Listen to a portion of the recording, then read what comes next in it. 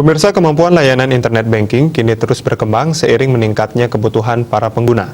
Selain dapat diandalkan untuk membayar beragam transaksi finansial, saat ini internet banking dapat dimanfaatkan untuk membantu, mengevaluasi, dan merencanakan pengelolaan uang nasabah. Bankir Bambang Karsono Adi menyampaikan layanan internet banking kini memiliki kemampuan inovatif yang dibekali berbagai fitur. Aplikasi digital tersebut dirancang untuk melayani para nasabah yang memiliki kebutuhan transaksi finansial lebih kompleks dan volume yang lebih besar, seperti wira swasta dan pemilik merchant.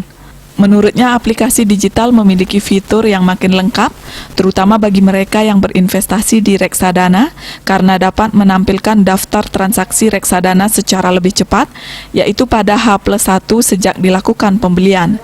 Selain itu, untuk transaksi yang sudah melalui proses settlement juga akan langsung terhitung pada jumlah total investasi.